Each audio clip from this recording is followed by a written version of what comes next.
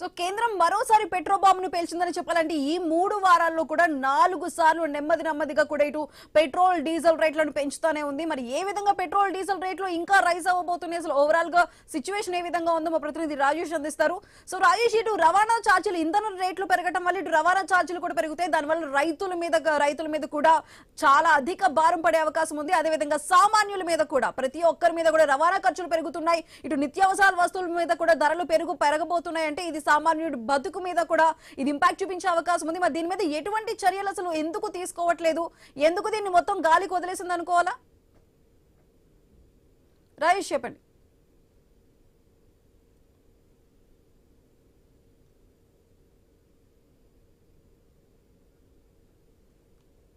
So మనం చూస్తున్నాం, ఇటు కేంద్రం 3 వారాల్లో కూడా 4 సార్లు ఇటు పెట్రోల్ డీజిల్ రేట్లను పెంచేసింది.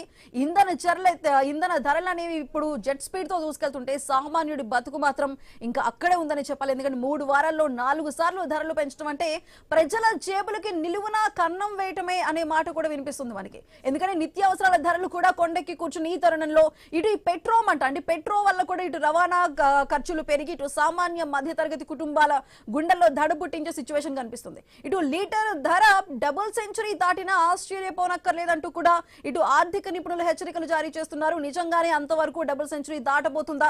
మున్ముందు రోజుల్లో ఇలా అయితే బతకడం ఎలా అన్న భయం సామాన్య ప్రజలకి పట్టుకుంది. ఇటు పశ్చిమాసియాలో ఉద్రిక్తతలు అయితే లాభం ఎవరిది అంటూ కూడా సామాన్యులు ఆగ్రహ జ్వాలలు కనిపిస్తున్నాయి. ఎందుకంటే అంతర్జాతీయ మార్కెట్లో ఉన్న సిచ్యువేషన్ ఆధారంగానే మేము ఇక్కడ ముడి చమురు ధరలు పెంచాం, ఇక్కడ ముడి చమురు ధరలు పెరగడానికి కారణం అంటూ కూడా కేంద్రం చెబుతుంది.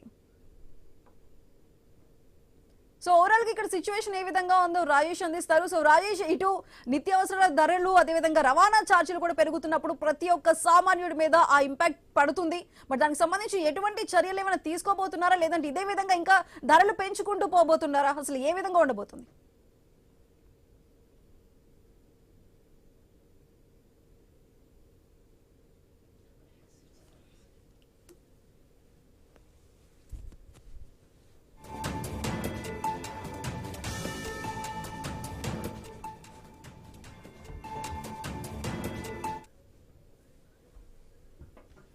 రాజేష్ ఆడిబుల్?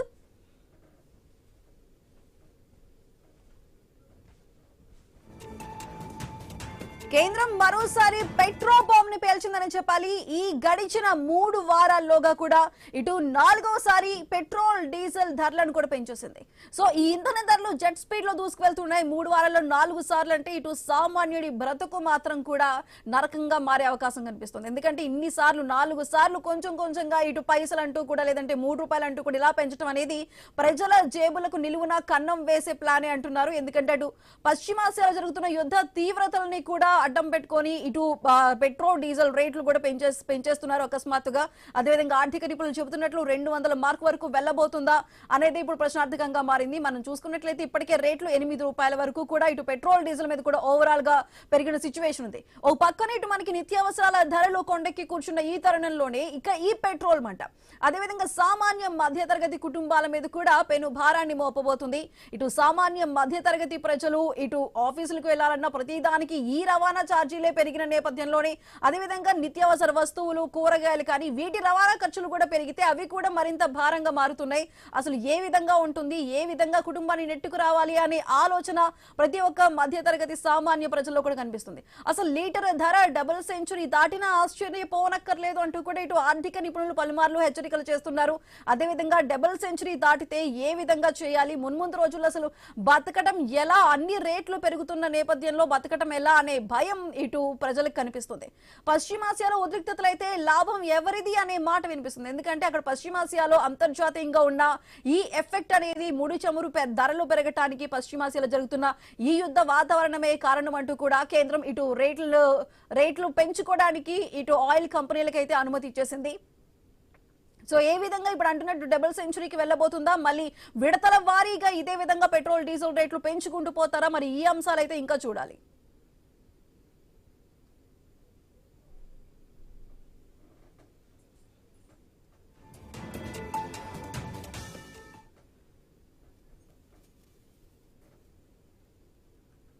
సో రాయేష్, ఇప్పుడు ఓవరాల్ గా ఇప్పుడు ఒక రకంగా చెప్పాలంటే అంతర్జాతీయంగా ధరలు పెరుగుతున్నాయని చెప్పి ఇక్కడ మన దేశంలో కూడా ధరలు పెట్రోల్ డీజిల్ ధరలు పెంచుతున్నారు. అదేవిధంగా అంతర్జాతీయంగా ధరలు తగ్గినప్పుడు కూడా ఆ లబ్ధిని ప్రజలకి బదిలీ చేయకుండా ఇటు రాష్ట్రాలు వ్యాట్ రూపంలో కానీ లేదంటే కేంద్రం కానీ తీసుకుంటుంది. మరి ఇప్పుడు ఇలాంటప్పుడు ధరలు పెరిగి అది సామాన్యుడి మీద భారంగా మారుతున్నప్పుడు మరి రాష్ట్రాలు కేంద్ర ప్రభుత్వం ఎటువంటి నిర్ణయాలు తీసుకోవాల్సి ఉంటుంది? నేపథ్యంలో పెట్రోల్ ధరలు ఒక్కసారిగా పెరగడంతో కూడా స్థానిక ప్రజలు వాహనదారులు అయితే బెందరెత్తే పరిస్థితి కనబడుతుంది. ప్రధానంగా చూసుకుంటే ఈ దేశవ్యాప్తంగా కూడా ఎక్కడా లేని విధంగా కూడా ఏపీ రాష్ట్రంలోనే ఎంత పెట్రోల్ ధరలు ఎందుకు పెరిగాయని చెప్పి ఒక పక్క ప్రజా సంఘాలు, మరోపక్క ఇటుపక్క నేతలు అయితే ఆరోపించే పరిస్థితి చెప్పొచ్చు. ప్రధానంగా చూసుకుంటే ఒక్కసారిగా ఈ 10 రోజుల వ్యవధిలోనే 4 సార్లు ధరలు పెరగడం, సుమారు ₹6 ధర పెరగడంతో కూడా ఈ వాహనదారులు అయితే ఇబ్బంది పడే పరిస్థితి చెప్పొచ్చు. దీనివల్ల ఇక్కడ స్థానికంగా కూడా ఈ నిత్యావసర వస్తువుల ధరలు కూడా పెరిగిపోతాయి, మేము చాలా ఇబ్బంది పడతామని చెప్పి పక్క వాహనదారులు కూడా స్థానిక ప్రజానికం కూడా చెప్పే పరిస్థితి పడుతుంది. ప్రస్తుతం మనం చూడొచ్చు క్లియర్ గా వీడియోస్ లో ఇప్పటికే ఏదైతే కాకినాడ సంబంధించి కాకినాడ పెట్రోల్ బంక్ వద్ద కూడా ఆటో డ్రైవర్లు మేము ఈ ధరలు పెరగడంతో ఈ ఒక్కసారిగా ఎక్కిన ప్యాసింజర్లు రేట్లు పెరిగితే ఎక్కే పరిస్థితి లేదు. ఇప్పటికే ఈ ఫ్రీ బస్సులు పెట్టడంతో కూడా చాలా మంది దీనికే మొక్కు చూపిస్తారని చెప్పి ఇప్పటికే ఓ పక్క వాహనదారులు కూడా చెప్పే పరిస్థితి కనబడుతుంది. మరో పక్క ఆటో డ్రైవర్లు కూడా మేము చాలా ఇబ్బంది పడుతున్నాము, ఈ ధరలు ఒక్కసారిగా పెరగడంలో కూడా ప్యాసింజర్ యొక్క రేట్లు పెంచితే చాలా ఇబ్బంది పడతామని చెప్పి చెప్పే పరిస్థితి కనబడుతుంది. చెప్పండి, ధర పెరిగింది ఎలా అనిపిస్తుంది? చూసాం కదా, అంటే ఈ ధరలు ఒకసారిగా పెరగడంతో కూడా చాలా ఇబ్బంది పడతామని చెప్తున్నారు.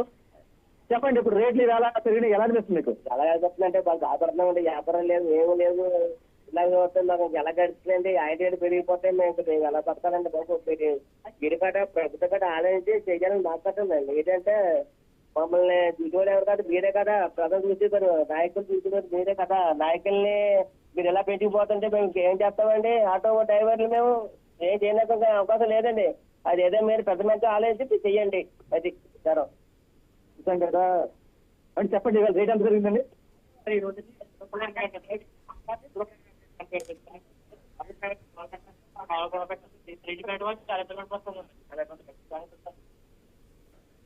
చూసాం కదా ఈ ధరలు పెరగడంతో ఏమంటే చెప్పండి, ఒకసారిగా ఈ ధరలు పెరగడంతో నిత్యావసర వస్తువులు కూడా పెరిగిపోతాయి. దీనివల్ల ఇప్పటికైనా ఆంధ్ర రాష్ట్ర ప్రభుత్వాలు దీనిపైన నిర్ణయం తీసుకోవాలి, లేదంటే మేము రోడ్డు మీద పరిస్థితి ఇప్పటికే రోజు అప్డేట్స్ కంటిన్యూ చేసే ముందు మరో షార్ట్ బ్రేక్ తీసుకుందాం.